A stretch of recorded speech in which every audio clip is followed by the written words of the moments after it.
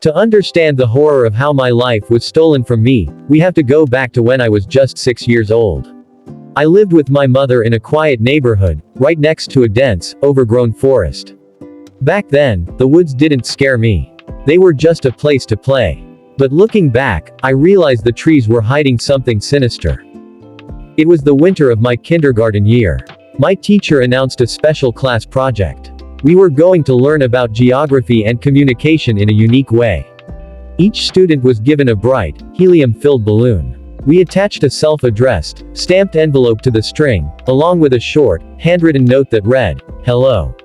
My name is Rahman. I am 6 years old. Please write back to become my pen pal." The teacher told us that if someone found our balloon, they would mail the envelope back, and we would see how far our balloons had traveled. On a cold Friday afternoon, the entire class stood in the school courtyard. On the count of 3, we released our balloons. I watched my bright balloon drift higher and higher until it was just a tiny speck against the gray clouds, flying off into the distance. Weeks passed. Every morning, the teacher would check the mail. One by one, other kids started getting letters back. Some balloons traveled 50 miles, some 100. The kids would proudly pin their letters to a massive map on the classroom wall. But my map remained completely empty. No one was writing back to me. Eventually, I stopped checking. I forgot about the balloon entirely. Until the very last day of the school year. My teacher called me to her desk after the final bell rang. The classroom was empty, and the atmosphere felt strangely heavy. She looked pale, and her hands were trembling slightly. She didn't smile. Instead, she handed me a thick envelope with my name written on it. Someone had finally returned my balloon. I was thrilled. I ran all the way home, clutching the envelope tightly in my hand. When I got home, I burst through the front door and showed it to my mother. She smiled, excited for me, and carefully sliced the envelope open. But when she pulled the contents out, her smile vanished. There was no letter inside. No note saying, "Hello." No name, no return address, and no indication of where the balloon had landed. Instead, the envelope was packed with photographs. Dozens of them. They were low-quality, blurry, Polaroid pictures. I was too young to understand, but my mother's face completely changed. She went dead silent. The first photo was a close-up of a tree. The second was a shot of a rusty park bench. The third was a view of a street sign. To my 6-year-old brain, it just looked like a weird prank by someone who didn't know how to write. My mother didn't say a word. She slowly put the photos back into the envelope, placed it on the top shelf of her closet where I couldn't reach it, and told me, "We aren't going to reply to this, okay?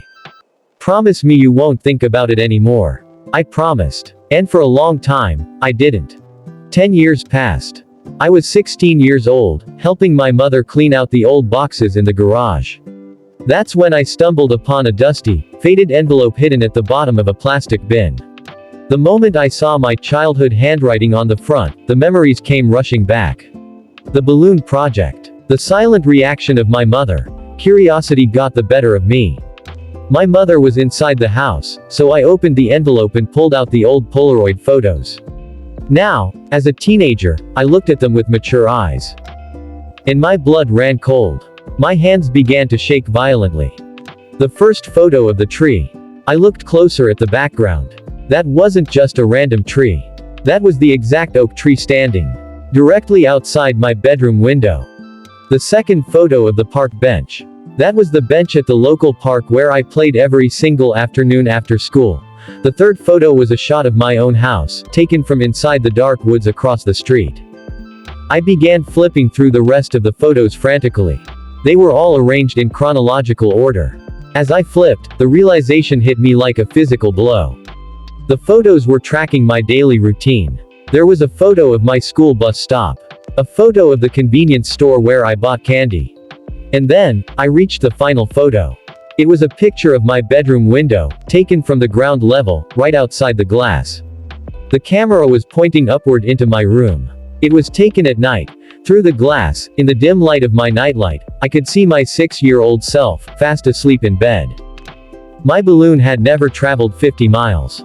It had never left my neighborhood. The terrifying truth crashed down on me. Whoever found my balloon 20 minutes after I released it, was a monster who lived right in our woods. He didn't use the envelope to become a pen pal. He used it to find my name, my age, and my address. He had been watching me sleep. He had been following me to the park. He had been standing outside my window in the pitch black, taking photos of me while I dreamed, completely oblivious to the danger. I stood there in the cold garage, suffocating under the weight of the realization. For 10 years, I thought I was safe. But a predator had embedded himself into my childhood. And the worst part, I realized that some of the photos looked recent. He hadn't stopped watching. He was still out there.